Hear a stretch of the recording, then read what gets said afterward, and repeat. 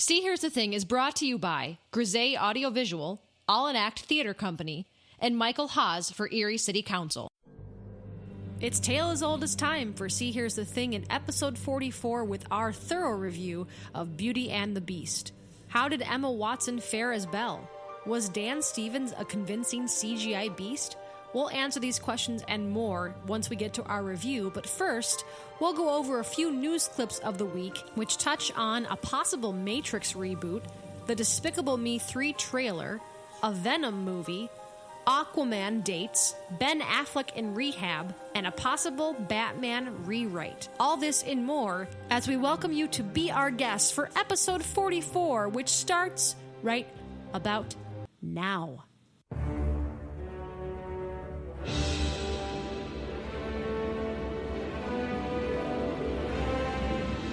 Once upon a time, in a far-off land, there was a new episode of See Here's the Thing. Welcome back to episode 44. I am one of your hosts, Kate, and I am yet again joined by my auspicious co-host, Patrick. I believe that's a repeat. Auspicious? Go back and check the tape. I Go back and check the tape. don't believe that's a repeat. It's not the same as suspicious, Patrick. This one comes sooner in the alphabet. Wait a minute. Auspicious. I'm not so sure about that. Hi, Patrick. Hi, how are you? I'm good. How are you? I'm doing well. How are you? What is that? I'm doing accents already. Already? No. Do you think people enjoyed those from prior episodes? I can tell from the feedback that because nobody cried to stop, that they must want more. I don't know if that's all the time true. But that was a stellar accent you just started with. Was that Chinese? I'm going to leave it up to the listener. You're going to let us It's all in the eye of the beer holder. The beer holder. Well, ladies and gentlemen, it is episode 44. It's a special episode because we finally saw Beauty and the Beast. Aren't they all special? And This by is the way, extra special. Your opening was Mr. Movie Man, was it not? No, it was the opening of Beauty and the Beast. Mr. Movie Man, who was that? The guy who announces all the movies. At 7 o'clock. No. Is that how he sounds? I thought maybe that was like a WWE introduction. And now, entering the ring. Stone Cold Steve Austin. Stone Cold Steve Austin. What was his catchstage? He had a catchphrase. I'm going to wreck him. Nope, that's Wreck-It Ralph. Sorry. Didn't he have some sort of like wrestling catchphrase? Oh, nope, that's still not it. I swear to God, he had a catchphrase. If you smell what the Rock is cooking. Red Robin. Anyway, how did we get to talking about WWE? Anyway. This is your fault. Back on topic. No, we finally saw maybe the most anticipated film of the year so far, and that was Beauty and the Beast. Spoilers. That's right. We will be having some spoilers on this topic later on in the program. But or all of them. Yeah, basically. We're going to talk about the whole film, what we thought, if we like the CGI, the singing, the dancing, the costumes, everything. You're going to hear all about it. I'm so excited. I just saw it again today for the second time. And you're going to hear all about that in the latter half of the program. But first, we have to do our typical rundown. Okay. This is a Reader's Digest version this week since we have so much to talk about with Beauty and the Beast. But before we get to that, there's a lot to talk about from this past weekend. There sure is. Patrick and I went to a theater competition in Williamsport, Pennsylvania, and it was actually a statewide competition for community theaters. And so we were a part of the Erie Playhouse's production of The Glorious Ones, or as we like to call it, The Glorious Onesies. Or The Glorious Buns. Glorious Buns, depending on the day, we've had to eat, yes. So, cut right to the chase, long story short, we ended up winning the state competition. We were one of two theaters that are advancing onto a regional competition. That's right. It was crazy. It was such an exciting weekend. Yeah, we met a lot of really great people, hopefully some new listeners. Yeah, we kind of talked about our show to some people. So we promoted it because there are some perhaps new podcasters out there. And now we will be going on to the regional competition in April in Delaware. Right, that is correct. And we're very, very excited about it. In fact, we're going to be doing another local showing of of the Glorious Ones on Sunday the 2nd, April 2nd, at the Erie Playhouse to 7:30 p.m. to help raise money to defray the cost afraid across to get money so we can travel and perform again. Yeah, and if we end up doing well in the next round, that means we would go to the national competition. Yeah, but we're not there yet. In Minnesota in June and July. Yeah. So that's what we're aiming for. And it was just a whirlwind weekend. We were there for 3 days and then drove back, and man, we were not ready with podcast notes today. No, and I'll tell you again, it was an amazing weekend filled with meeting some of the greatest community theater people in Pennsylvania, and my hat's off to all the performances that we saw, because we really thought they were stellar. We thought they were fantastic. And it's really neat to see the other theaters, number one, but also to kind of realize that like we all do this for the same reason, and that is just because we love theater and it is our passion. Yep. And we do it. Someone said over the weekend, we do it for different reasons than the people that actually get paid to do it. Yeah. We do it because we love it. And we are more than thrilled to represent Pennsylvania. More than thrilled to represent Pennsylvania in the next round. Very, very excited. So prior to us leaving for that on Thursday, Patrick and I, we had the best time on Blazing Caribou Studios Trivia Geeks online. It was a live stream. It's a podcast, but we did a live stream of it on Tuesday night on YouTube. That seems like a month and a half ago. I know, doesn't it? It has been a crazy couple of days. But wow, what a blast that was. That was so much fun. Holy cow. So we were actually pitted against each other, which is sort of a sore topic, but we were teamed up with two team captains. Mm-hmm. This was hosted by Imran Javed, who was actually from the Jock and Nerd podcast. He's wonderful. Who I guested on that this past summer, and he's great. And then I was teamed with Donna Hume, mm-hmm. and Patrick was teamed with Carrie Sims, mm-hmm. who is one of the founders of Blazing Caribou. Can't wait to hear the next part. Go on. Why? Oh, you want me to get to it? Yeah, get to it. Go on. Long story short, Patrick's team won. I won! Let me restate. Carrie won. Carrie won. That's not true. You did a good job. I helped. You did a nice job, Patrick. And I wore a tux. It was so much fun, and we hope to someday be on that again, because yes. It was an improver's dream to do that show, and to have the kind of people that will go back and forth with you, even if you don't know the answer, which was most of the time for us. But you can actually find that on our page. We posted the video. It's also on, obviously, the Blazing Caribou page. It's on their YouTube channel. And, we just had a complete blast. One of our new friends, Donna Hume, left us a voicemail on SpeakPipe. That's amazing. And so we're going to play it right now for you. Kate and Patrick, Kate and Patrick, Kate and Patrick, I'm sending you a message. So that was from our new lovely friend, Donna. Yay, Donna. Thank you. Donna and I got to do some really great accent work on the program. So if you all would love to hear us do spanning from Russian to British to Borat. Wow, it's very nice. Yeah. Swedish. The way that worked was every time, whenever somebody lost a round, the loser had to abide by different rules. That's right. And so because Kate lost every single round. Okay. Every single I hear you. Doesn't mean that you particularly won every single round. Yeah, we did. No, that's exactly what that means. Carrie did. No, I came up with the whole team concept. It was me. You and Carrie are very funny, though. Yeah. You got along quite well. We did. She was wonderful. Good. Oh, she was absolutely wonderful. So very, very special thank you to the Trivia Geeks. And thanks to Donna Lee Hume for sending us that lovely speak pipe. She's delightful. Awesome. She's delightful. And an artist. Yes. No doubt. Something I cannot do. Yep, so I always appreciate people who have that ability. But thanks again to Trivia Geeks and Imran for having us, and we'd love to come back. Please, can we come back? Anytime. We want to come back. Anytime.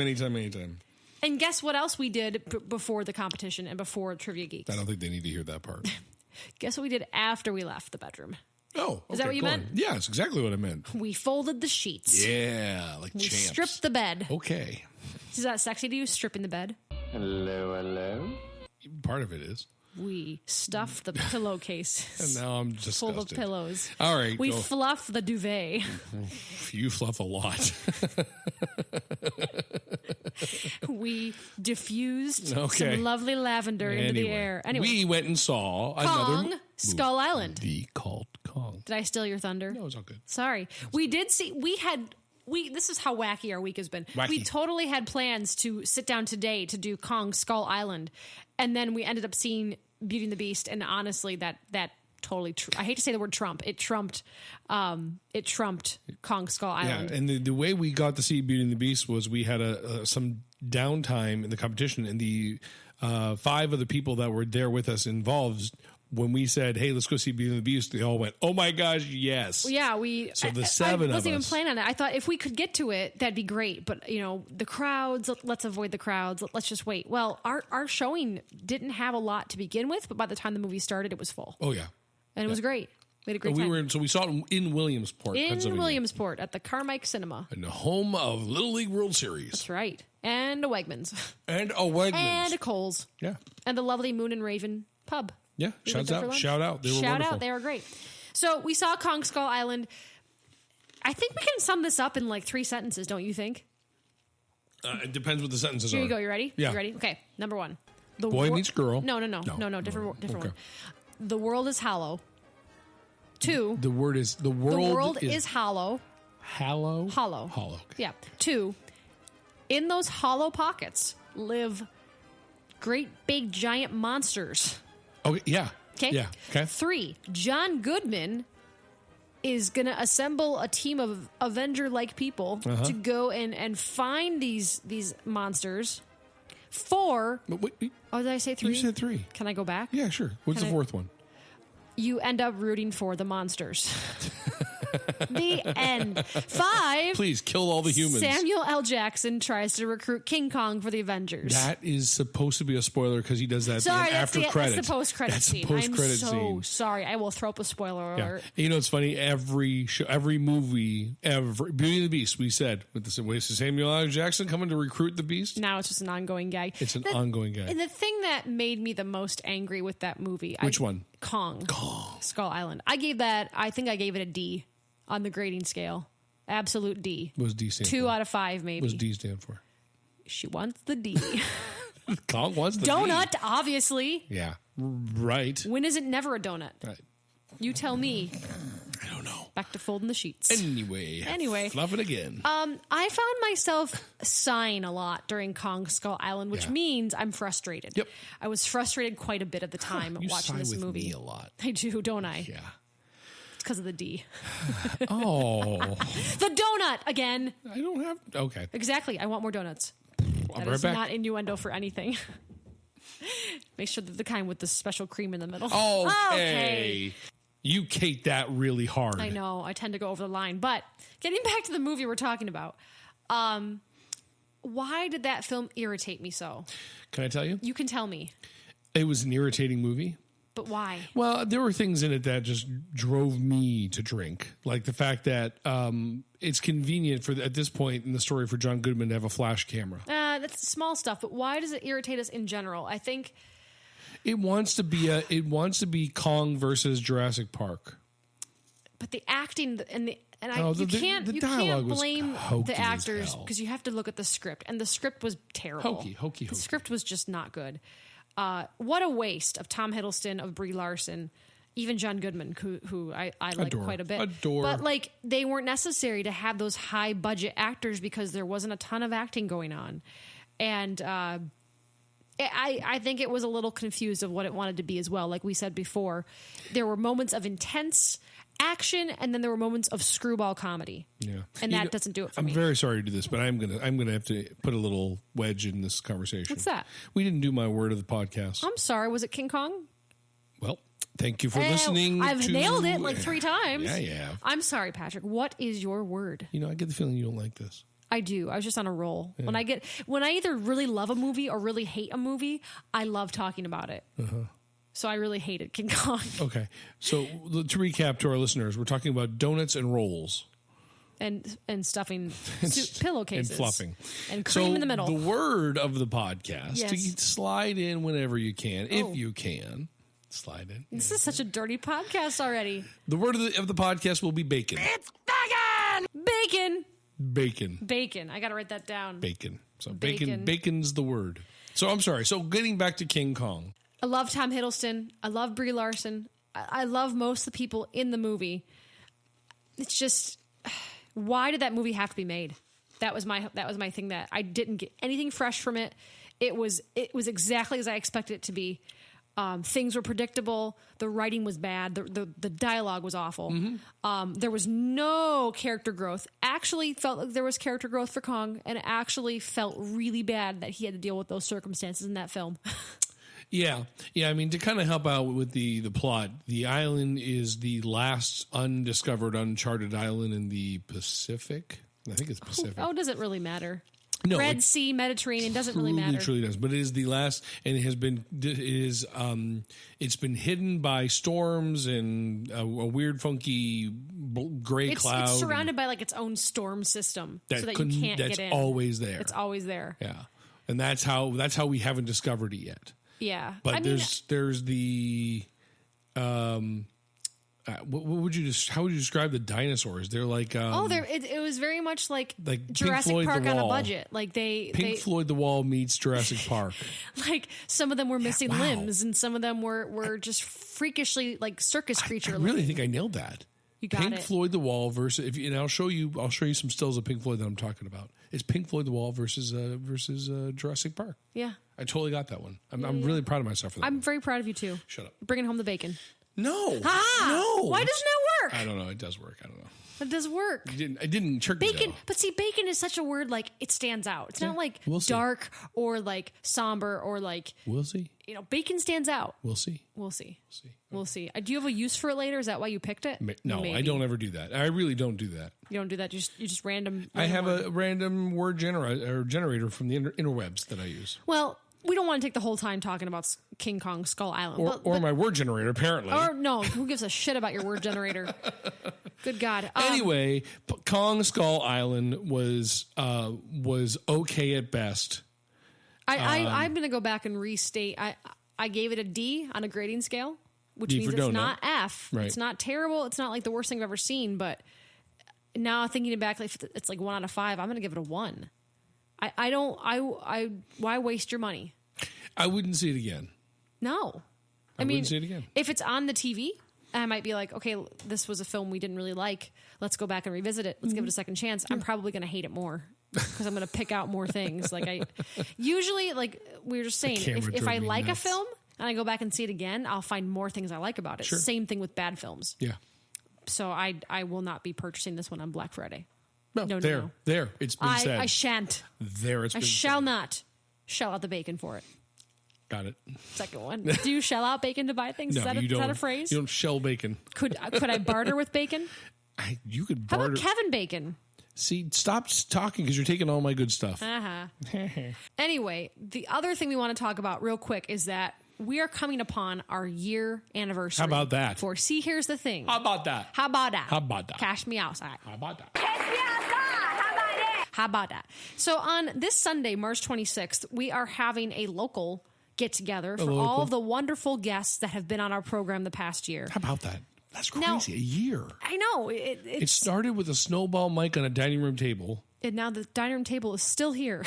And there's no snowball. There's no snowball mic. I think I might have buried it outside. Oh my God. I think I gave it a proper Viking burial. I put that thing on a raft and lit it on fire and sent it out Presque Isle Bay. Wow. So on the 26th, we're going to have a little party. Shindig. So if you're not local, which I'm assuming many of you aren't. The Canadians aren't. The wonderful Canadians. We love you so. Oh, Canada. But also Kenyans, Somalians, even some from France and Ireland. This week we saw. If you would love to send us a little audio clip to share your love of See Here's the Thing or me or Patrick or both, we have this wonderful thing on our website called SpeakPipe. It lets you leave a 90-second voicemail for us, just like Donna did earlier in the program. If you just want to send us a little well wish for the year anniversary, we'll play it on next episode. Any of our previous guests that want to just jump on and say, hey, congratulations on your 1 year anniversary, just go do that, please. Or if you were a previous guest and you have a news clip from this week that you might want to talk about, let us know. Yeah.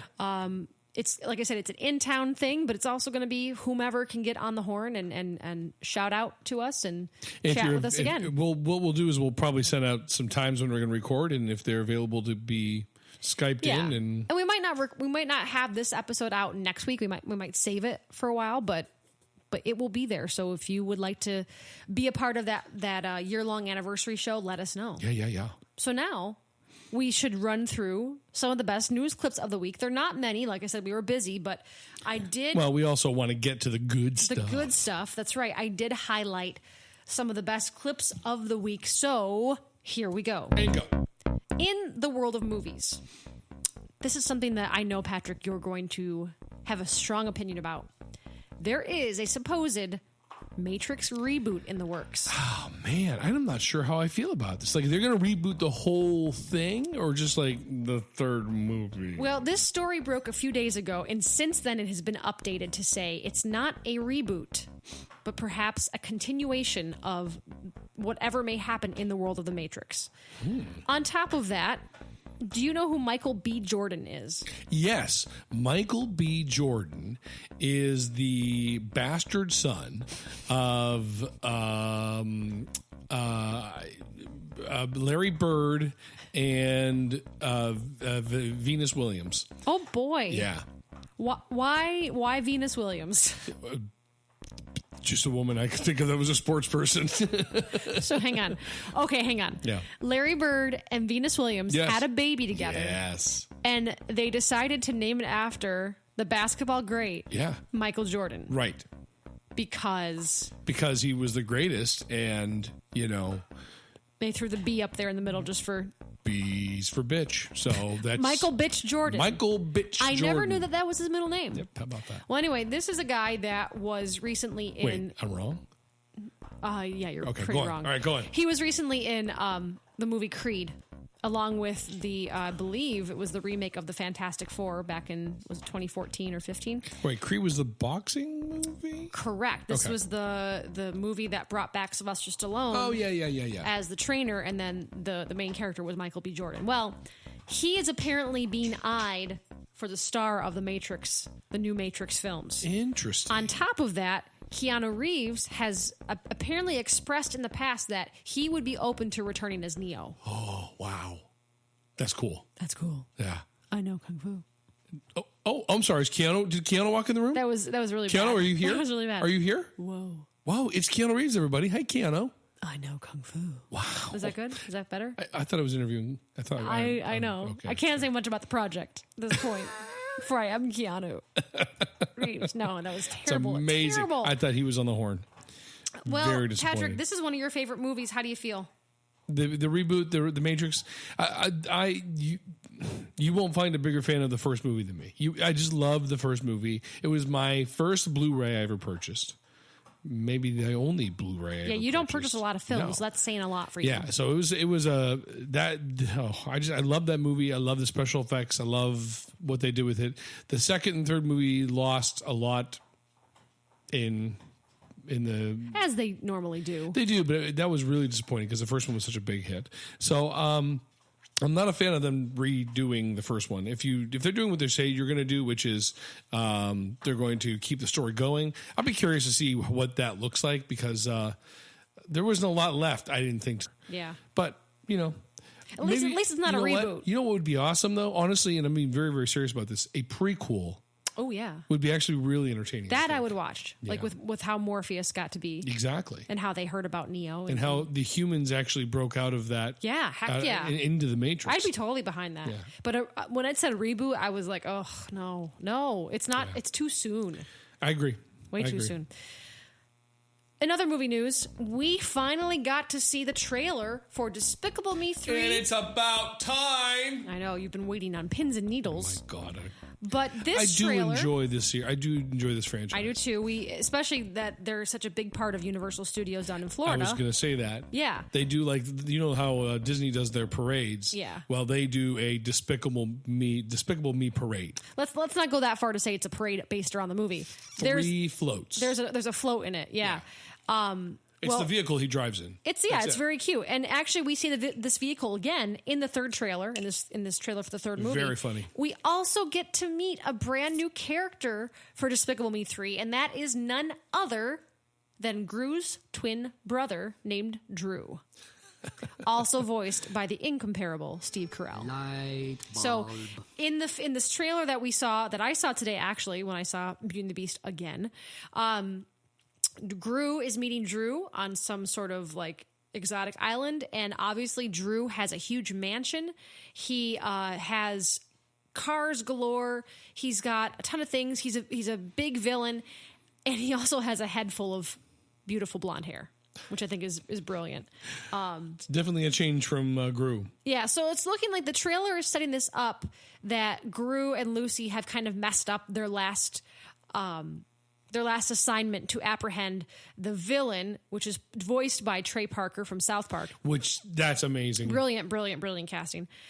And then he comes to find out that he has a twin brother. And so he goes to visit the twin brother and finds that the twin brother wants him to be a villain again, wants him to go on one last heist. And it looks like they're going to be teaming up to go after Balthasar Bratt, who is voiced by, like I said, Trey Parker. Also in the film, Jenny Slate. I love Jenny. You love Jenny Slate. Yeah, I heard that today. Like I said, the trailer was new to my ears and eyes today, so this is the first time I'm been able to talk about it. So it looks very funny. The Minions are obviously there. I was so worried that they were going to overuse the Minions now that they had their own film. Yeah. I still find them adorable. Oh, yeah. Look, the one's riding a pig. They had some funny moments in the trailer as you're watching it right now. But eat bacon. Oh, yeah, it's very funny. Yeah. Very, very funny. So looking forward to that coming out. Cool. Yes. More movie news. It's almost always movies, but is that really a bad thing? No. Not really. Oh, there's been a lot of superhero movie news this week. Some good, some bad. You can decide what you feel about this first clip, listeners, because turns out Spider-Man's not the only but. Only but? I've got butt in my mind. Spider-Man's what? Spider-Man's not. Oh, let's clarify. Let's clarify why you have butt on your mind. I don't know. Yeah. What movie did you see today with your mother? Beauty and the Beast. And what butts were you staring at? Gaston's. And? The princes. There you go. Yeah, they're beautiful, beautiful men. Yes, go on. Anyway, but Spider-Man is not the only character from that series to get his own movie. Turns out Venom is slated to get his own movie in 2018. This is a project that has been in the works since 2013, but it lost traction when the recent Spider-Man movies have not done well. Mm-hmm. If you recall back to when Tobey Maguire was Spider-Man, in the third film, Topher Grace got to play Venom. No, but yeah, you say names to me and look at me, you're and not I go, familiar. Okay, blah, blah. So Venom, I believe, if I'm correct, again, this is going off my knowledge of the cartoon series as a child. Venom was like an alien life form that crept like into Peter Parker's suit and made him like his alter ego, a bad guy. Okay. Topher Grace ended up the thing crawled onto him and made him like the anti-Spider-Man. It made him Venom. So Venom is going to get its own movie in 2018, which is a good thing because it's now taking the slot of where Aquaman would have been. The Aquaman movie is being pushed back 2 months. Say what? On top of that, poor Ben Affleck announced that he had been in alcohol rehab. Or, as you put in the show notes, Batfleck. Batfleck. No, I can't even claim. That's not even mine. I can't even claim that as my own. That's a great name. He admitted that for some months now he's been in rehab. And he really has been in rehab since Geely, I believe. Why did you say that name? Oh, God. Movie rehab. On top of everything, there are rumors swirling around that the Batman is going to be rewritten. We all know that huge stuff happened when the director dropped out. There was talk of Ben Affleck dropping out, and now they're saying that there are going to be total rewrites. No word yet if this will affect the current cast. Joe Manganiello is signed on to play Deathstroke. Wasn't he in The Godfather? No. Who are you thinking? Joe Mang. No. Okay. Who are you thinking of in The Godfather? Joe. Al Pacino? No. James Caan? No, I'll figure it out. Robert De Niro? No, Joe Mantegna. That's it. That's not the same person. Damn it. Joe Manganiello is from True Blood and Magic Mike. Both of which I have not seen happily. Magic Mike's actually delightfully derpy. Not the worst film I've ever seen. By far. Butts. I would rather watch men's butts. I would rather watch Magic Mike than King Kong ever again. Skull Island. Well, King Kong's got a big butt too. Actually, like I said, I rooted way more for the ape than the other people. You were all about the butt. Anyway, yeah. How about some TV news? TV movie crossover news. Try to stop me. You ready? No. Hold on to your butts. Hold on. Word of the day should have been butts. I know. So one of my favorite animated films, Big Hero 6. You seen Big Hero 6? I watched it with you. So You not the first time. I don't think you did. I think you were in the kitchen. No. Where you should be. Oh my gosh. No, well, Big Hero 6, one of my favorite Pixar movies, is going to get a TV show. Ba-da-la-da-la. Ba-da-la-da-la. Such a charming film. I cannot wait to see this TV show. Thoughts? Those really don't work well. What? The movie cartoons that try to get there, the only one I can think of that had any success would have been, what's it called? Jack Hill Street Black. Blues. No, Black Jack is the panda. Oh, Kung Fu Panda. Oh, that's it. Well, on top of that, I actually can update this from today from the trailers I saw. Thank God. Tangled is also getting a TV series. It does look neat. The animation is a little different than what you saw in the movie. It's just a different style. And Pat, I've lost you. Should I move on? Something way more important. Yeah. Go ahead. Okay. Julie Andrews. Oh, What do you think of when I say Julie is Andrews? she alive? Oh, is she on the death list? Let's check. Check. Julie Andrews, everybody's favorite. I mean, really, who doesn't? Not mine. Who doesn't love Julie Andrews? I don't love Julie Andrews. Why? What would I have seen her in? She's a national treasure. Besides, I'm having such brain gas today. Besides, that's Mary brain gas. Poppins. Besides Mary Poppins, what else would she have? Oh, been in? that little indie film called The Sound of Music. Never saw it. You're kidding me. Never. Are you saw shitting it. me? No, I'm not shitting you. I've never seen the whole movie. We are. No. Let's go. We're going now. We're going now. Let's go. No, I refuse to watch it. Why? I don't want to. What do you have against singing children and Mary Poppins singing on a hill? You said it all. Singing children. It's and done. To be fair, it's not my favorite musical to watch, but I love the movie. It's so anyway, poignant. Julie Andrews is not on my lover list. Maybe you will after you hear that. On Netflix, she is bringing her series Julie's Green Room. It's actually already there. That was a 70s porn, wasn't it? Yes, Patrick, please tell me the plot of Julie's Green Room. Oh, come on, it's a porn. Well, I know. Two people are sitting in the kitchen. Sell me on it. Two people are sitting in the kitchen. Yes. The Julie Andrews character is sitting with a pot at the frying pan, cooking up some bacon. And there it is. You just had to get it in. I'm intrigued. Go on. Bacon and porn. I'm sold. So the grease splatters, and I of see where this course, is going. Okay. Who's the other person in the room with her? No one's there yet. It's just her. There's two people. I'm getting there. Okay. So the grease splatters causing third-degree burns on half her body. My God. Is this still a porn? Oh, yeah. Okay. So she goes to the hospital. Yeah. Where the doctor has to take off all of her clothes to attend to the third-degree burns. Who plays the doctor? The doctor in the 70s porn was John Ritter. Oh, yeah. How? So wait, I'm so confused right now. Did we obviously filmed this porn a long time before It was Mary a 70s Poppins. Porn. Because he's since passed, Patrick. He's died in the 80s. This is a 70s porn, I said. Okay, so she made this Sure. a long time ago. Yeah, okay. yeah. Burn unit, doctor comes in, John Ritter. I believe the dialogue at that moment said, "You need some ointment." Okay, and what does Julie Andrews say? Or can't she talk? She can't talk because half of her vocal cords are fried. Oh my God.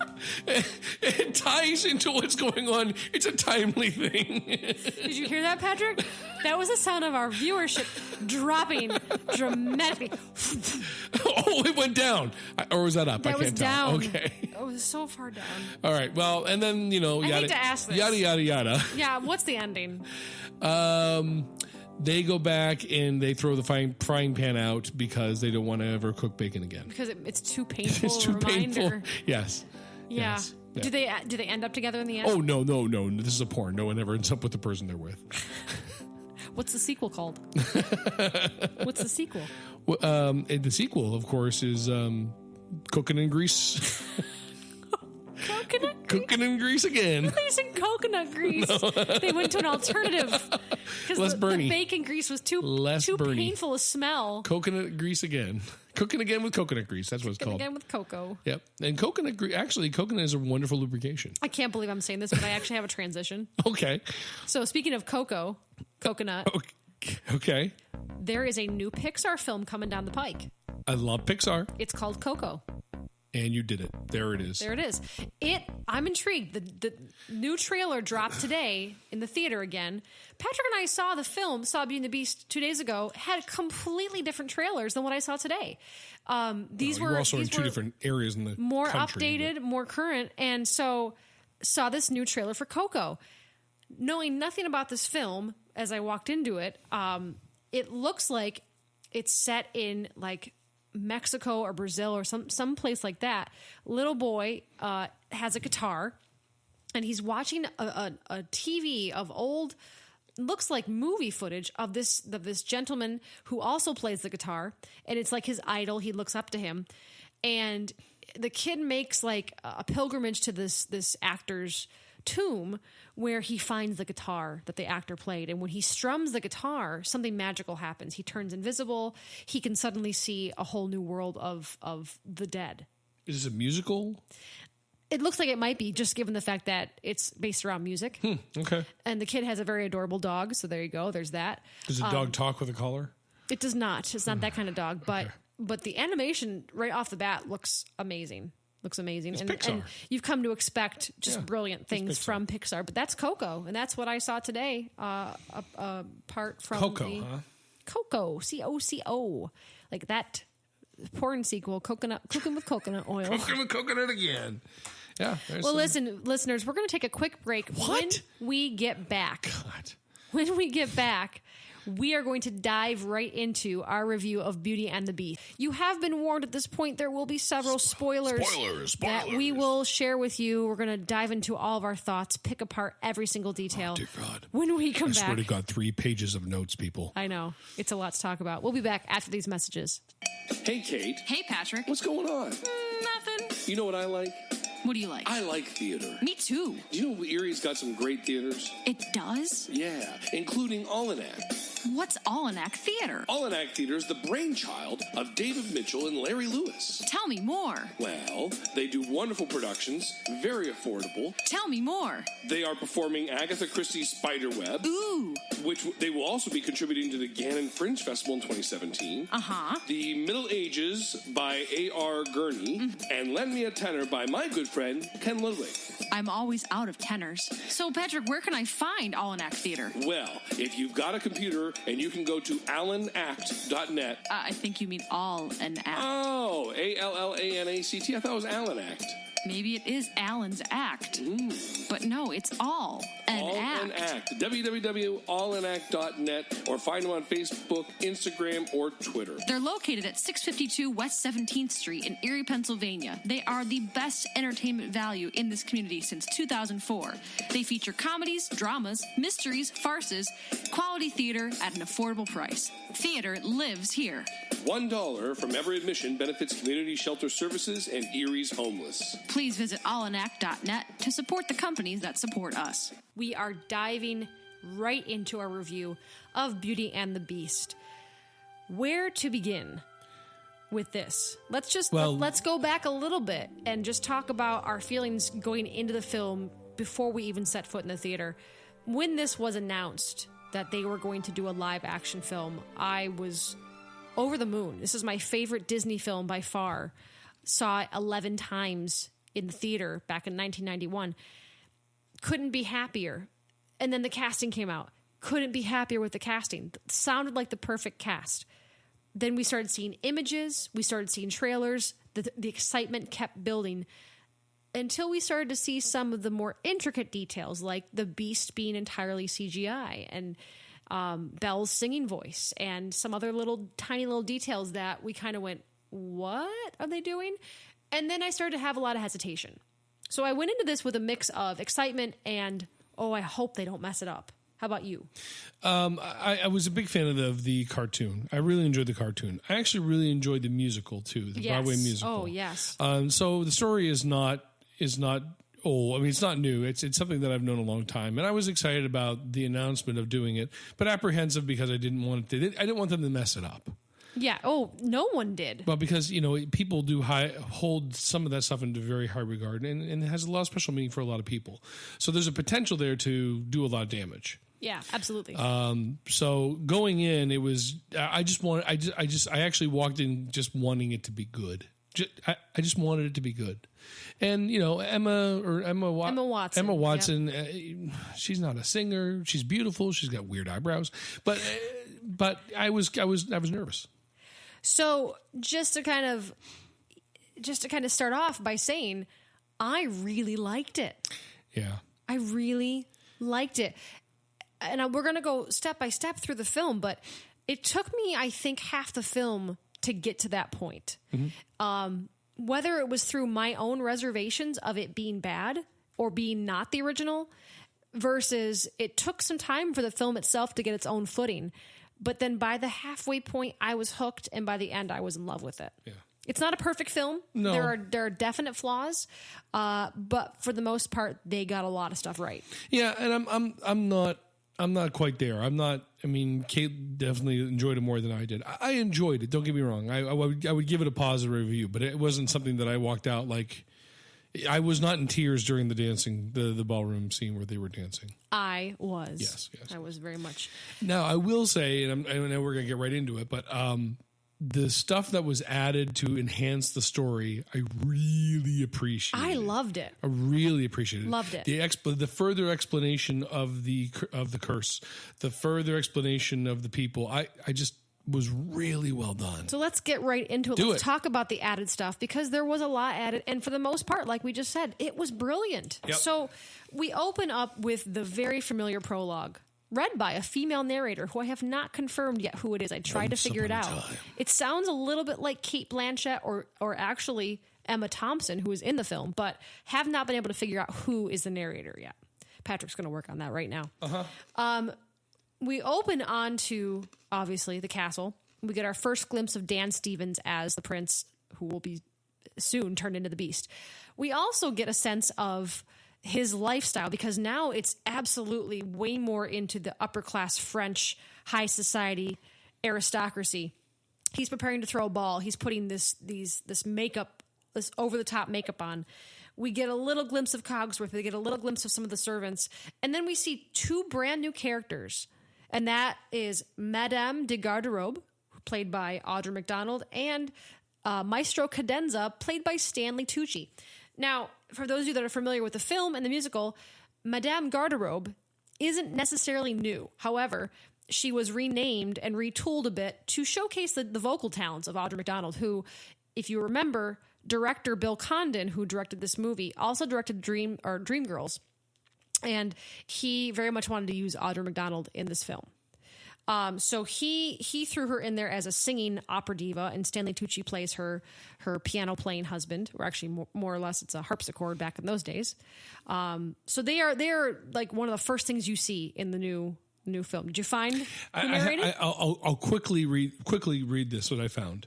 Presumably the voice belongs to Emma Thompson, who stars as Mrs. Potts in the film. However, Thompson is not credited as the voice on the soundtrack list. The only credits is to composer Alan Menken. It could also be that the narrator just sounds an awful lot like the actor. It would make sense that Thompson do the narration. It mirrors the original, and that one of the beast servants who kicks off the story, and having a female voice makes the enchantress a bit more sympathetic. In fact, one of the only changes made to the original prologue softens the tone towards the enchantress by taking out the word ugliness and replacing it with outward appearance. Yeah. It sounds small, but the shift presents a significant change of perspective from the male judgment to a female description. And Patrick and I both said that it was a little disappointing that we didn't hear David Ogden Stiers, who was the original Cogsworth in the film, do the narration. But, again, I now am more appreciative of a film that is able to say, yes, we stepped away from the original and did our own thing. And I don't know if I felt that way before I went into the film, but now I kind of do. Yeah. So going on, man, was this prince skinny. Did you notice that? No. Dan Stevens is a wonderful actor, nothing against him, but he got some skinny legs. I don't think I looked at his legs at all. If you have to look at it, if you ever see the film again, yeah. He's got some skinny legs. He's a skinny little prince. And what's the top of those legs you were looking at? A nice butt. There you go. Yeah. Anyway, so you get a glimpse of him going through all these debutantes that seem to be vying for his attentions. And then, of course, the curse happens, which great CGI work, really, really brilliant. you come to find out that not only did the enchantress curse the castle, she also cursed the minds of the surrounding area and townspeople so that they would forget about the castle and the prince. I thought that was a great addition because every time I'd watch the movie, I'd go, hang on a second. Do these village people not know that they have a prince somewhere nearby within riding distance? And why does no one ever bring him up? This solves that question. Yeah. For me, that was a brilliant choice. Yep. Yeah. And there are people that are cursed inside the castle that have loved ones that are not cursed. Outside. Well, they are cursed because they have no memory, but they haven't seen each other. Yeah. Which brings up a small flaw. Okay, what's that? Time passages. That's what I was thinking too. Yeah. Because obviously the people in the castle have not really aged. Correct. You look at Chip. Is Chip. If they've spent 5-10 years, Chip would at least be a teenager, and he's still not a teenager at the end of the film. So does that mean that the outside world has aged, and now Chip's father happens to be, could be his grandfather? Yeah. Now, Chip also brings up my second problem, which we'll get to later. Okay. I don't want to forget that. Don't forget that. My second problem later. Chip off the old bacon. Yep. Oh, no, that's go. not a saying. No, it's not a saying. By the way, I have gotten bacon in one more time you missed. I missed it? Yep. When'd you say it? Yeah, we'll talk about it later. Oh, no. Yep, go on. Crap. Yep. Now that's all I'm going to think about. My audience knows. I'm thinking about your bacon. My audience. About time. I'm writing down Chip here. Anyway, we transition from the castle into the city of Villeneuve, which come to find out, Villeneuve. That was our 80s three black guys? Oh, Belle Biv DeVoe. Never mind. Go on. The city of Belle Biv DeVoe. Belle Biv DeVoe is what the city of Villeneuve, which come to find out, that is the original author's last name. Get out. Yep. There's a little Easter egg for you. Really, get out. And we close in on Belle's house, and we get our first glimpse of Miss Watson.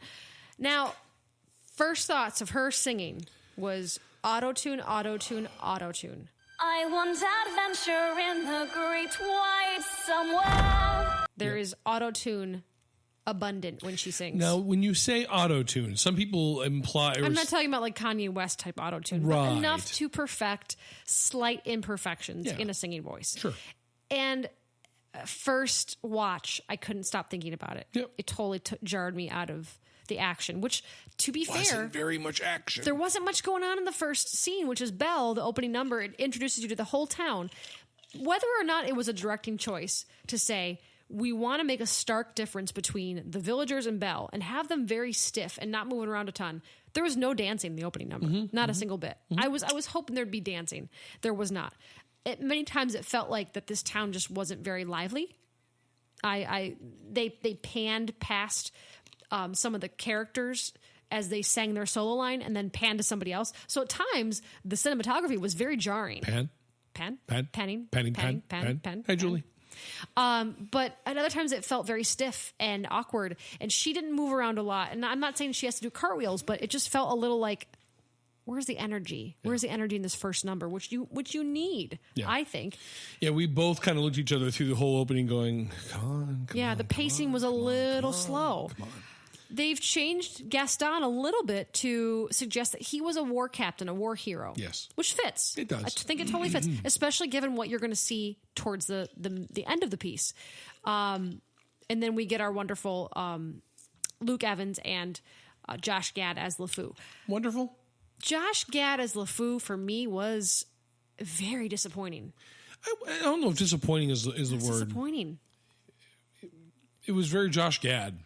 Was it, though? Because you think about him as Olaf, is such a...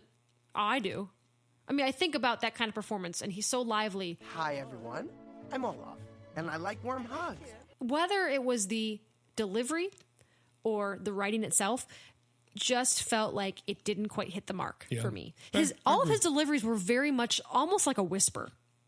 And I had a hard time. I thought about that today as I rewatched it again. It's almost like... you couldn't even hear him at times, which I had a problem with. And that's a style of comedy, to be kind of dry and soft. But didn't work for me. So as soon as Luke Evans opened his mouth, you're like, yeah, he's Gaston. I'm especially good at expectorating. This is a great choice. Oh, yeah. And I agree with that. I thought he was wonderful. Great choice for me on that one. 2 out of 3 of us enjoyed it. Yeah, we'll get to that at the end of the review. There's a third reviewer in the mix that I will talk about at the end. For me, Luke Evans was one of the highlights of the film. writing aside from what we'll get to later about some of the writing with Gaston's character, he really was the character for me. Somebody else that was a misfire, and this is just something very small but important because of the legacy of the film and the musical, the three silly girls. Do you remember that, Patrick? The three silly girls in the movie and in the musical are very comedic, are almost slapsticky. There he goes. He's in this film, it's like they had been sedated. Yeah, truly sedated. I think they were directed to play the bored stepsisters. Yeah, and I mean, he did interact with them a little bit, but not in the way he did in the movie or in the stage show. Yep. So that was kind of a misfire for me. But here's something that wasn't a misfire, and we both agreed on this. Kevin Kline was perfect as Maurice. When he appeared on stage, or on screen, when he appeared on screen, I almost lost my mind. I didn't realize he was in it. Yeah. And I adore him. So I was very happy. It's been a while since we've seen him in anything. I thought maybe something happened or he was on the death watch. Let's check. No. No. He wasn't. And it's a bit of a different Maurice than what you're used to seeing. Maurice in the movie and the musical was a little bit dotty, kind of a crackpot. I mean, really, he was goofy. He was goofy. In this, he's not so much goofy as he is just eccentric. But I liked that. Yeah. It worked. It really worked. Oh, I'm not saying it didn't work for me. I'm just saying that I totally love it. That it is a bit of a change. Yep. Yeah.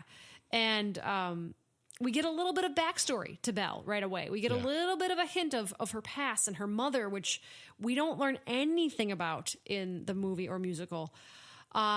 We also find out that instead of like a bookstore, apparently the town's priest, they call Père Robert, has like 6 or 7 books that he loans Belle time and time again. Which I thought was neat too. Yeah.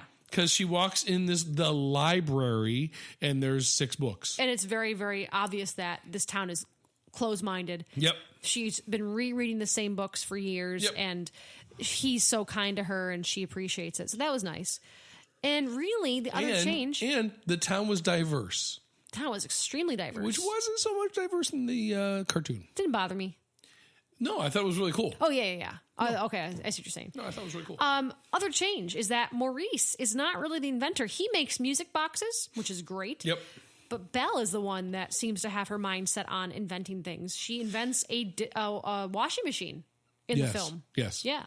Well, the scene with Kevin Kline and Belle, they could have cut 20 minutes out of that. That scene you could have driven trucks through. The pacing of that scene, especially for me, just was. I kept thinking, slow. Like, why are they stretching this out? There's got to be a reason. I haven't figured it out yet. It's not even that they were stretching lines out. Like they would have her look at him, and it would take 5 seconds for him.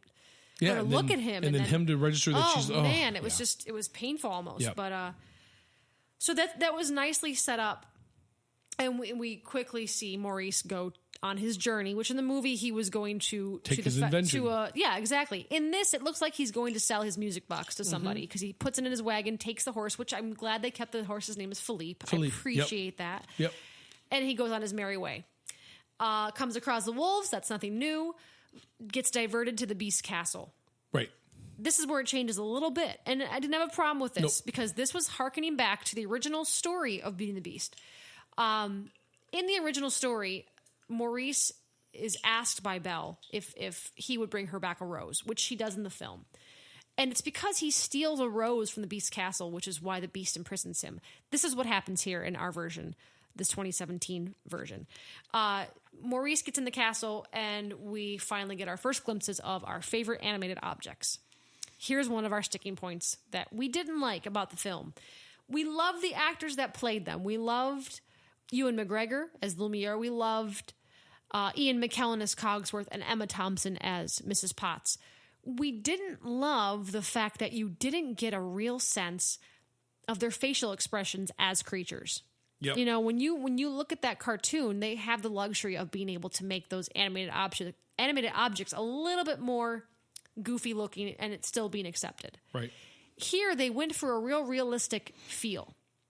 Real realistic look. So the Lumiere looks just like a candelabra and Cogsworth looks just like a clock. Can I be honest with something? What's that? Didn't bother me.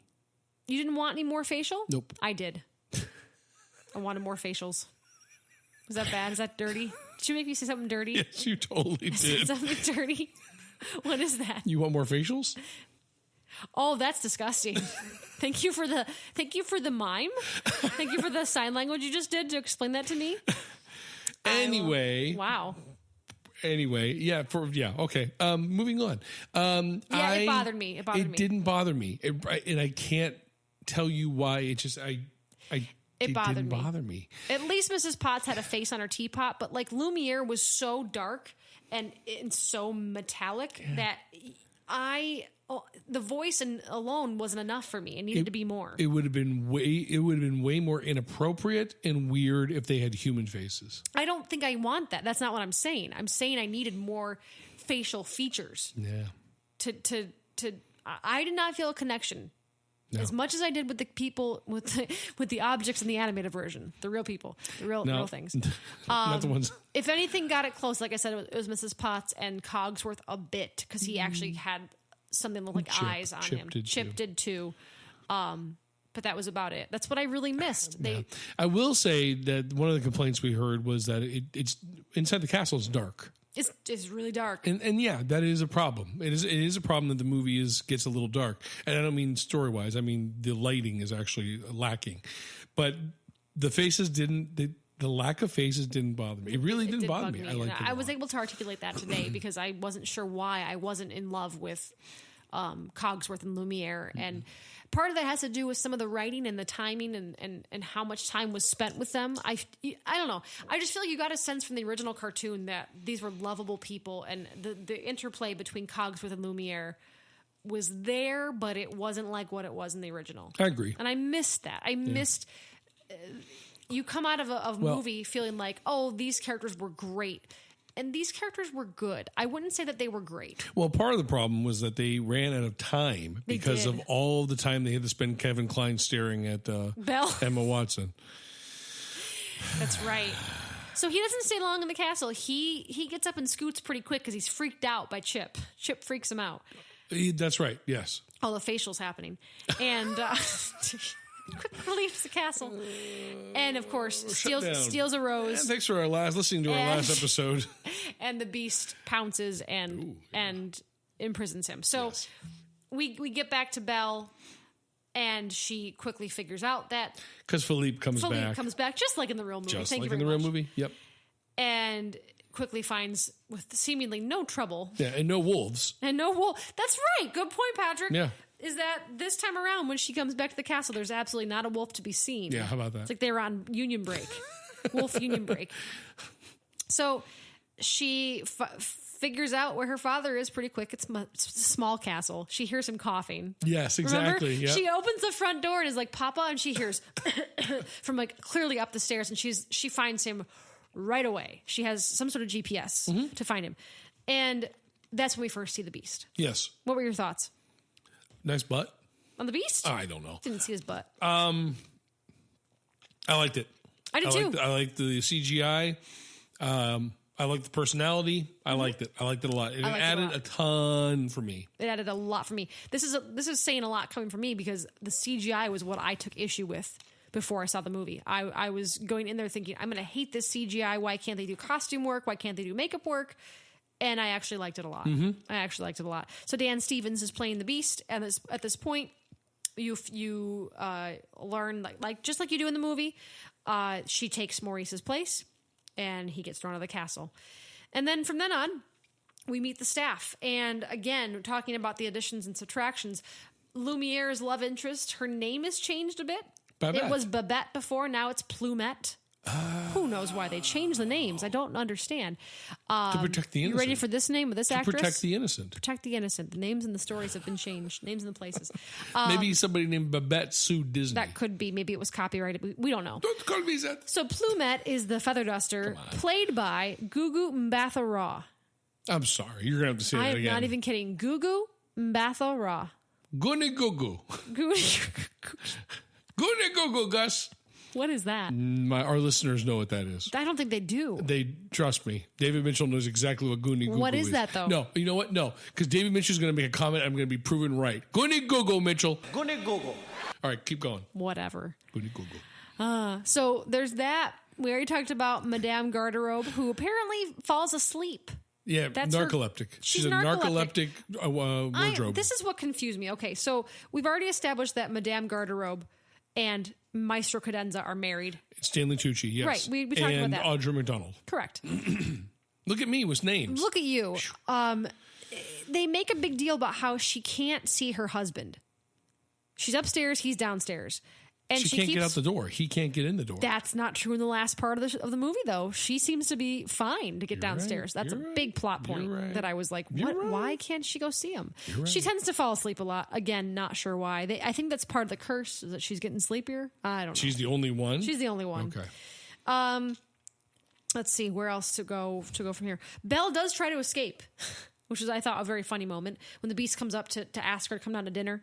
She's already got some fabric out. Dinner. Yeah, and that was a fun scene. Seeing him trying to smile was very entertaining.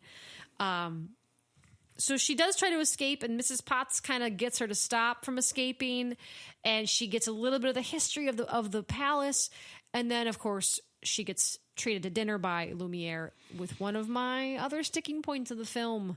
Be Our Guest was not so entertaining for me. I'm sorry. I really wanted to like it. It's almost entirely CGI. Almost entirely. The other thing that I was kind of like... Again, you're talking about dancing plates and dishes and glasses, and you're complaining that it was all CGI. What did you expect? Well... Human beings with cups on their backs? I don't know what I expected, but it just wasn't that. It has to be CGI. It wasn't that. I know, but... I think that's a prime example of CGI not working. Yeah, so it didn't work for me. It wasn't exciting. It didn't. I mean, look at the animation. The animation in the original film, that's exciting. There were things in that sequence that were like beautiful to look at. There were things in this too. But it was a cartoon. This was also animation. It was CGI. You're complaining about the CGI. So. I'm complaining about the sequence. I don't know how to articulate why I didn't like Be Our Guest. I didn't like it. That's fine. She the whole time, Belle's sitting there like, oh, this is nothing new. She didn't really have that kind of look on her face like, I'm watching singing plates and dancing cups. And she's also being held against her will in a castle that I she's don't want care. to be and never going to see her father again. I don't care. She's acting. I don't care. If she's emoting. If 20 plates started dancing on my table, I'd be entertained. Okay.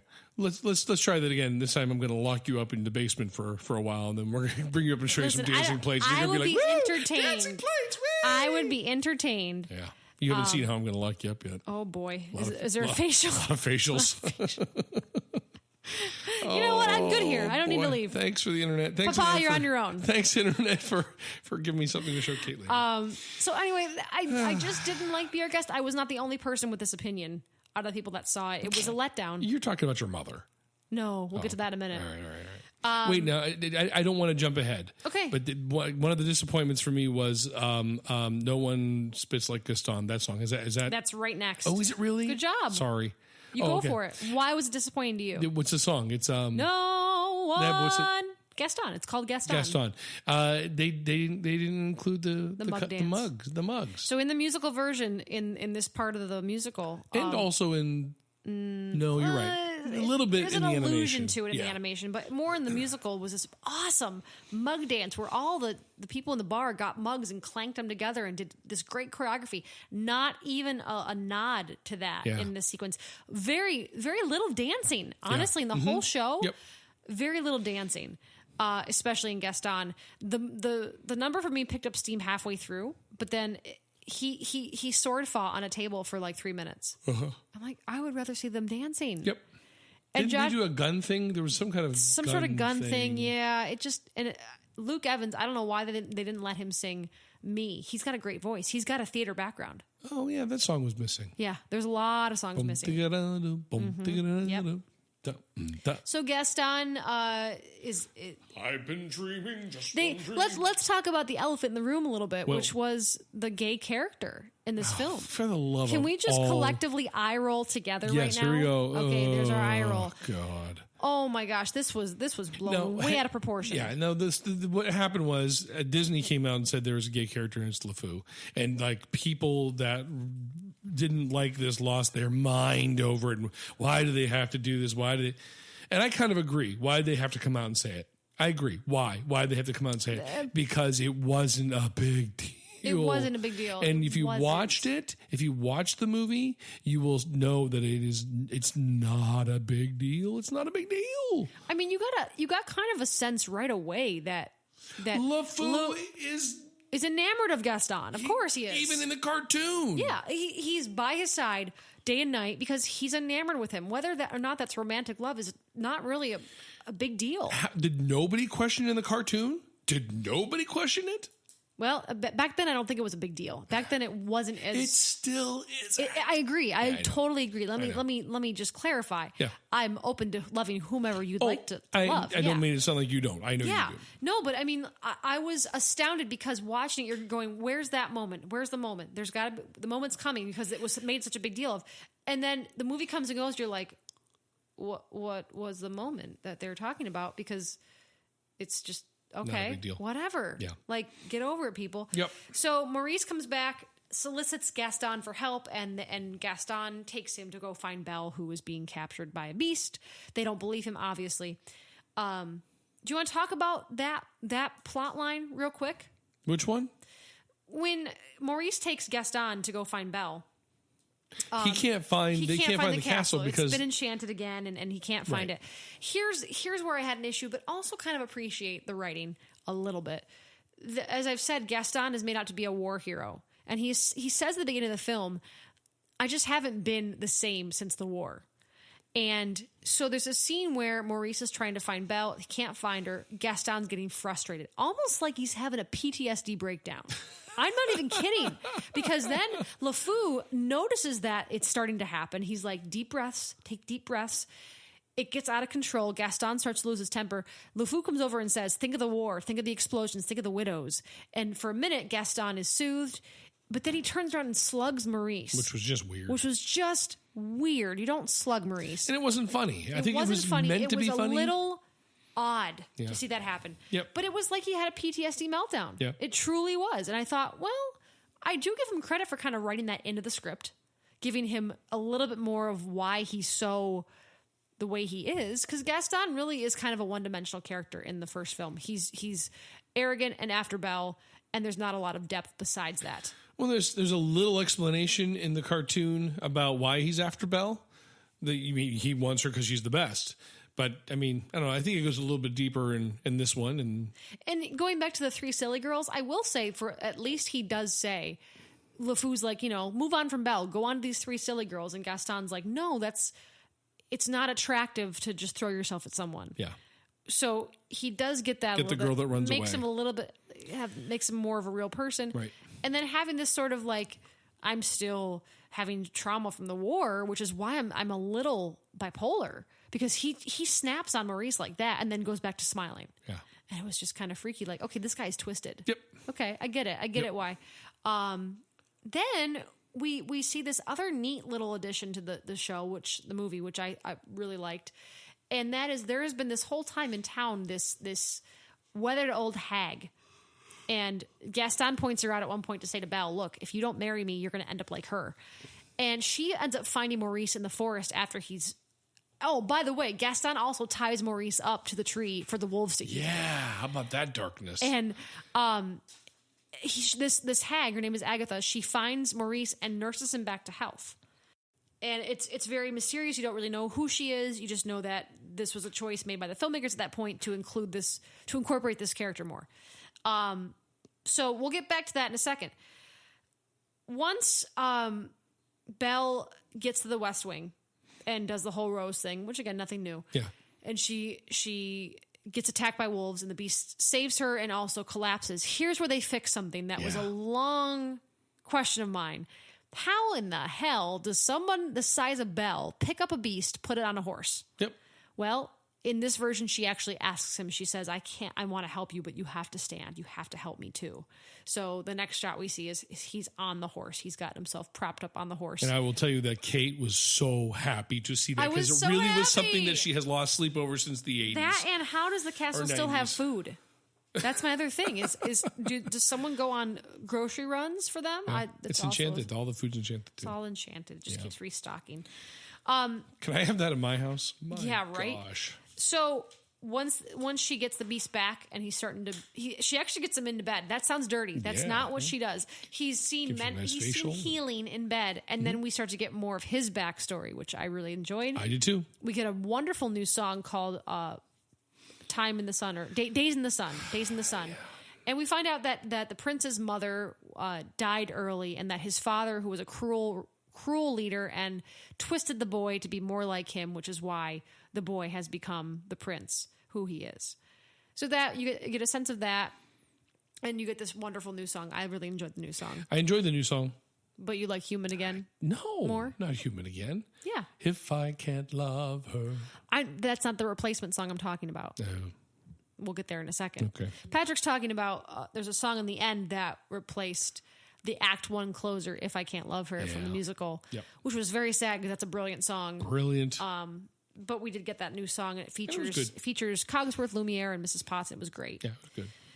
Then we start to have some fun with the movie. I think at this point, my mind was starting to be changed. Because up until then, it was pretty slow and pretty it felt like it didn't know where it wanted to go next.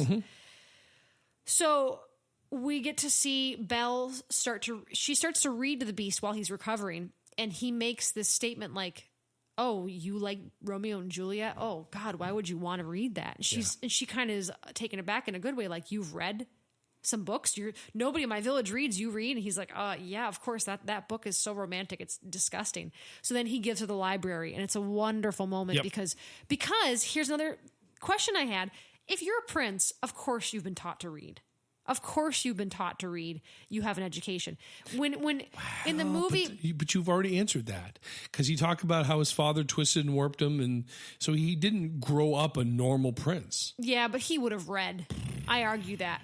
So he does say he had an expensive education, and that he has read a lot of books. I love the fact that he's read the books because it makes her more attracted to him because he's well read. He's exactly what she couldn't find in the village.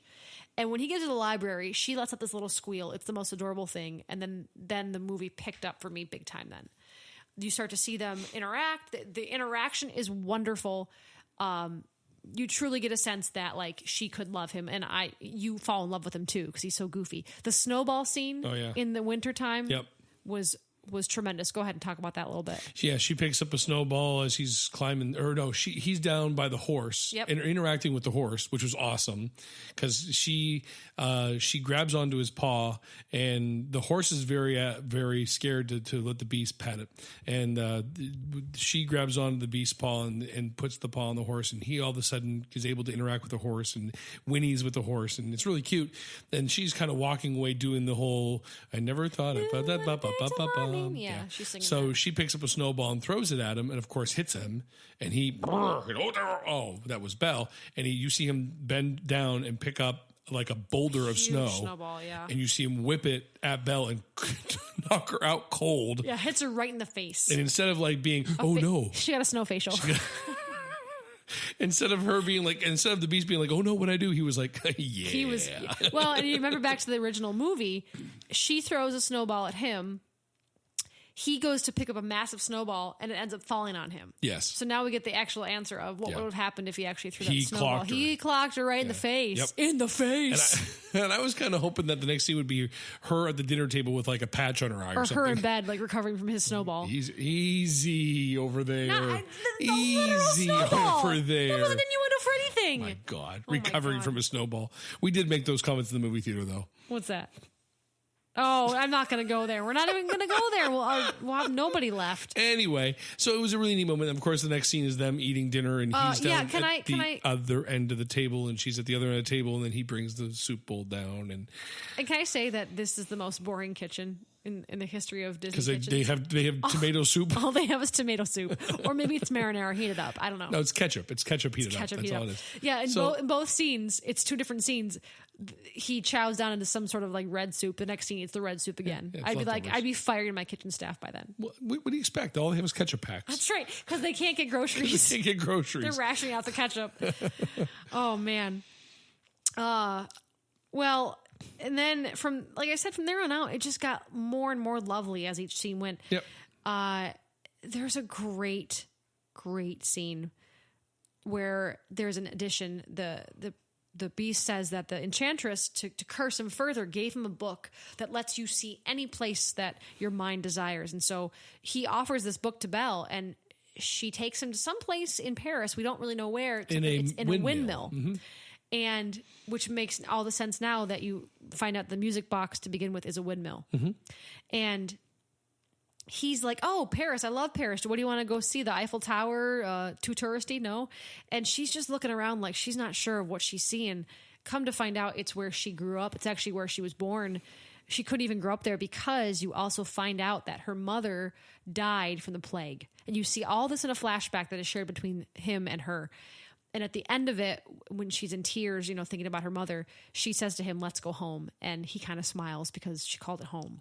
Home. And he's just a little smile. And that scene for me was the best part of the whole film. Yeah. It was good new material. It was daring, and it made me love them more. Yep. So we cut back to Villeneuve. The town of Belle-Biv-DeVoe. And we see LeFou having a crisis of conscience. He wants to go back and rescue Maurice. And yeah, because he feels really bad that Maurice was tied up to a tree and left to be eaten by which was, wolves. Again, one of our least favorite moments. But weird. We see Maurice standing there or sitting there in the bar kind of like, what's up, my friends? Yeah, because up, Agatha had come the lady the that saved him, brought him back, and the townspeople were like, Gaston, did you try to kill Maurice? And of course, they all believe Gaston when he says no. And there's a moment of LeFou wanting to say, yeah, we tried to kill him, but Gaston basically courses him into saying, gives him the goo-goo eyes. You better lie. You better lie. So then, of course, what happens? Everyone thinks Maurice is insane. Crazy. They go to lock him up. And then we break back to the castle and we get the ballroom scene, which, how do I even describe that? It was gorgeous beyond belief. They danced. It was so beautiful. I cried. She wore a yellow dress. Let's talk about the yellow dress. Inside Mrs. Wardrobe, which would be disgusting. I loved the yellow dress. Yeah, loved the yellow dress. It was a yellow dress. There's a moment where there's some gold in Belle's room, and that drifts down very magically and attaches itself to her dress. And the music at that point was so beautiful. See, you said gold. I thought it was mercury. Belle died from mercury poisoning on her dress. It looked like mercury. It did, actually. He's not even kidding. Yeah. So she gets all ready. He has the wonderful, funny scene like he does in the animated film of him getting ready, putting powder on his face, and him feeling stupid. And then he comes down the stairs. She comes down the stairs. And just the ballroom scene was beautiful. It was gorgeous beyond belief. He picks her up at one point, and the ceiling shimmers. It was so beautifully done. Nothing to critique. Yeah. I was not moved to tears. I know, but it's a little different for me. Yeah. And this was a very, very near and dear to my heart. I saw the movie with my mom today, and she started crying the very first few notes of the movie. Sure. Yeah, it was magical. They have a lovely little scene out on the veranda after they dance, and that's where he lets her go, and he says to her, do you think you ever could care for me? And she said, maybe. And he gets this lovely little grin on his face, and she says, but how can I be happy if I'm not free? So then she goes back to the village, and this is where my next sticking point is. Can I just ask, does anyone in this village wear a jacket? Why would they? Well, it's July. But yeah, we should talk about that. In the town, it's like June. And it's June or July. And then in the Beast Castle area, it's snowing. But she rides off in her ball gown without a jacket on, and it's snowing. It's snowing, but it's June. But no one thought to give her a little jacket. She ran. It would have been stupid for her to be in one scene like saying, thanks for letting me go, and then for her to be like in a totally different outfit with a coat on. That's not riding material. She ran out as fast as she could. She did in the movie. She changed back into her blue dress. That was a big mistake, no, wasn't it? She wasted a lot of time. Yeah, getting out of that dress. Because of those Plus, knickers. The dress had like many layers to it. Oh yeah, you could see that after she took the dress off. Gosh. She does take it off, but yeah. She gets back just in the nick of time. I really wondered help to get that off that they used bacon grease because it was on pretty tight. Oh, there you go. Sorry, anyway. It was actually well timed. Good job. Yeah. She makes it back just in enough time for one of my favorite numbers of the whole movie, which is the mob song. I feel like they finally got that number right. Kill the Beast. Belle and Gaston didn't hit the mark for me. Be Our Guest didn't hit the mark. This one had some energy to it. I don't think it had techno beat in it. Break it down now. Woo, woo, woo. Anyway, so the mob song had great energy. Yeah. I really enjoyed that quite a bit. Then the mob goes to the castle and they have their epic fight, which was awesome. Awesome. Great throwbacks to the original film. The piano and the wardrobe were able to get out their doors. Yeah, the wardrobe suddenly appears and she's made a big deal about, I can't see my husband, give my love to my husband. Yeah. All of a sudden she's there. It's like, well, that was a lie. Yeah. She got out. Yeah, she wants to. There's some great stuff with Mrs. Potts. There's a moment of where she's swinging on the chandelier. Don't ruin too much. We said there'd be spoilers. You've been warned. Go on. And she actually recognizes Mr. Potts in the crowd. Who is one of the villagers. Yeah. Mm-hmm. So that was kind of nice to see. Like, okay, tying everything in. I like it. I like it a lot. Oh, you haven't explained why. I haven't explained why? No. Why is that? Because of the curse. I did explain that. Did you explain that? In fact, where have you been? Looking up Goonie Google and Goonie Google and videos. Facials and bacon facials. I don't. And Julie Andrews on a burn unit. Remember that? That was an hour ago. I hope that didn't get cut. Oh, it's not going to get cut. Okay, No, that's podcasting gold there, my friend. So the big battle happens. There's a lot of blood, a lot of guts. A lot of heads are chopped off. A lot of heads are France, chopped after all. And we get the final battle between Gaston and the Beast. Which was amazing. And by the way, LeFou switches sides. And I don't mean like his gender preference. I mean, he does at one point say, again, the writing, I don't like this writing saying, Gaston and I, we were on the same side, but now we're kind of in a bad place right now. Yeah. And then he changes sides. Dumb. Mrs. Potts is like, oh, you're too good for him. And it wasn't necessary. Too much. Yep. Yeah, too much. But the battle is a little different. The Beast is all jumpy. He's jumping from turret to turret, trying to get away from Gaston, trying to get back to Belle. Great acting done by Dan Stevens here. Yeah, I don't think he was jumping to get away from him. He was jumping to survive. Right. He was jumping. He's to a little survive. jumpy. He's jumping. All right. He's a little jumping bean. The roof took a lot of damage. It did. Oh man, the budget. A lot of damage. But great moments there between Belle and the Beast. You really felt like he was so happy to see her, and he was so surprised that she came back, and it was just really charming. Yeah. Gaston does not use the typical method in the movie where he knifed him. he shivved him. He actually has a gun in this version. Yeah. Very powerful gun. Sure. And there are similar moments to the final fight, and there's a little bit of a different moment for the end of Gaston. He falls to his death, but not the same way. And he takes one last shot. Takes one last shot. He gets about 4 shots at the Beast. He shoots him 4 times before the Beast keels over. Yeah, a lot of mercury poisoning. Because Belle's dress is coated with mercury and arsenic. That's what did it in. They should have checked that. Nice. And then the transformation. Yeah, kind of disappointing. Well, the transformation. I don't want to jump it because there's somebody that walks in the room during the battle. Yes, and that would be shock, surprise, Agatha, who turns out to be the Enchantress. So that I love that. I really did like the addition. Yeah. So she walks in the door of the castle, and she walks. We got that part. Okay. I don't know where you were. Yeah, sorry. I was just going back from where we ended off. And it starts off really beautifully. Like the special effects. She vaporizes the glass that's been holding the rose, and that makes all the petals come back to life. But what happened? What it looked like to me was that the last petal fell, and she came back to claim the rose. Yeah. And so she was there to collect the dead rose. And as she's about to collect it, she hears Belle say, I love you, and stops and stares over at Belle. And then all of a sudden she makes her motion makes the rose come back together. And it's accented with the music. I noticed that today. Beautiful. It was really great. But the original transformation was so well timed because you see him turning back into a human, and the last thing is his face. We never saw that in this version. I was ticked off about that because the music. You are so.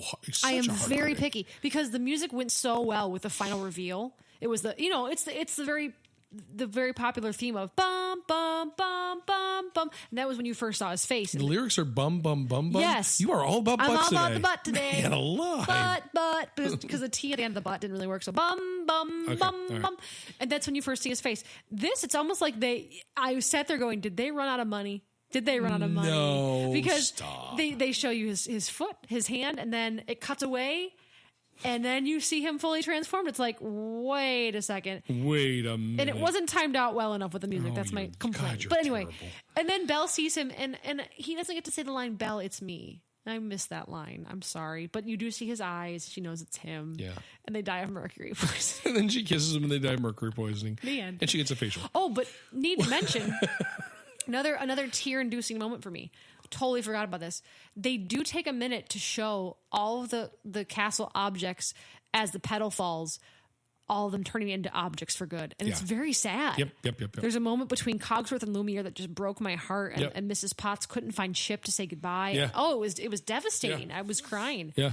But then when you see them turn back, it's all very cute. And then here's my Chip problem. Here's my Chip problem. Yep. So as they are turning into objects. I remember this moment. As they're turning into objects, we see that Chip sees his mother, who has just turned into a teapot, and he comes flying out of the castle going, Mom, Mom, and underneath him is a saucer, and he's going to fall to his death. He's going to fall to his death. And the saucer is the first thing that hits, and it explodes. And the coat rack reaches down and grabs the cup and sets the cup on top of the rack just in time as Chip turns into a teacup and the coat rack turns into a coat rack. So before you say what your question is, 'cause I'm going to let you say it. It's a brilliant question. Yeah. A few scenes earlier, the harpsichord Maestro Cadenza is in the battle, and he shoots out his piano keys as weapons, which the whole movie they've pretty much said the keys are his teeth. Because he makes a few jokes about dental work. Yeah. And when he talks, the keys move. So he shoots the keys out of his mouth, and when he's a human again, he's missing all of his teeth. Yeah. Which is so fun. Patrick's question is... So if that is true, and Chip, who the entire movie is not just a cup of tea, it's also a cup and a saucer. Yes, because he moves around. So why on. didn't Chip come out as a paraplegic? Or just completely missing the bottom half of his torso. Just completely ripped off. Because that's what happened to Maestro Cadenza. Because that would have been realistic. I only feel it fair. Or the fact that like Cogsworth is missing some organs because he spit out his gears. Or that like Lumiere is missing something because the wax has melted. Oh, well, we can't see everything. So. Oh my God. Now, actually, that brings me to another disappointment. What's that? That when Ian McKellen. What's that? He looked really old. Well, he's not supposed to be young. He looked really old. That makes me sad. Cogsworth is supposed to be old. Is he on the death watch? No. Let's look. No, it's not even a question. Cogsworth is supposed to be old. He's old, a major domo. He looks old. That made me upset. Oh, but he did deliver the line of the movie. Oh my God. So once they transform back, all the villagers suddenly remember their lost loved ones. Because the curse is broken. The curse is broken, so they come back to the castle in droves. And you see Mrs. Potts meet up with Mr. Potts. You see other people, but then you also see Cogsworth, who apparently didn't like his wife so much because the wife is like one of the biggest pain in the asses in the entire movie. Yeah. And she comes back and she's like, Henry, I've been so lonely. And as she's hugging him, you hear him go, turn back into a clock, turn back into a clock. Just the best delivery. Oh, I love him so much. Wonderful. And then, oh my gosh, the last scene, the celebration dance scene when Belle's got this beautiful new dress on, this floral dress, and the prince is back in all his regalia and they're dancing. The dancing is just exquisite. The dress is exquisite. Again, he's got real skinny chicken legs. I noticed that again. I was like, this is the skinniest prince. We have to fatten him up. Pooper. And she says to him, would you consider growing a beard? Now, when she said it in the movie, he growls right afterwards. It's kind of out of place, but I found out some history with this. Why? In the original film. Why? You're going to think I'm crazy. In the original film. Honey. You already do. Yeah. One of the writers or creators of the film really, he's on record saying that he preferred the Beast as the Beast than when the Beast transformed into the Prince. Because, okay, let's face it, the Prince in the animated version is kind of girly looking. He's not the most attractive prince on the radar. That's common knowledge, Patrick. That's common knowledge. God, you are way too attached to this. Okay, so this guy, and I wish I could remember his name, has been on record saying, I wanted to include the line, would you consider growing a beard? We actually had the Bell record the line. They never used it. 26 years later, they incorporated that line in. So that line actually was recorded to be used, but never was used. Fun fact for y'all. Fun fact. Today's been full of fun facts. Full of fun facts and facials. And bacon. And Julie Andrews getting burns. Yeah. And it was 70s porn. One more thing before we get to the music of it. The last shot of the film was... They all die. No, it wasn't the Beast and Belle. It was Audra McDonald and Stanley Tucci. For a split second, for maybe a second, they linger on them and then the film ends. And it was really weird because they go from everybody dancing to a shot of those two faces and then the film ends. Yeah. It was just an odd edit. Yeah. Odd edit. The music, the new stuff was good. Mm-hmm. Can't say it replaces some of the old stuff that they could have used. No. And one of our guests a few weeks ago, I think it was Prescott, mentioned, they're trying to get an Oscar. Well, that makes a lot of sense. Yep. For why they would Thanks, want to. Prescott. One of the best songs, the best new songs was Forevermore, which Dan Stevens sings, also is sung by Josh Groban on the soundtrack.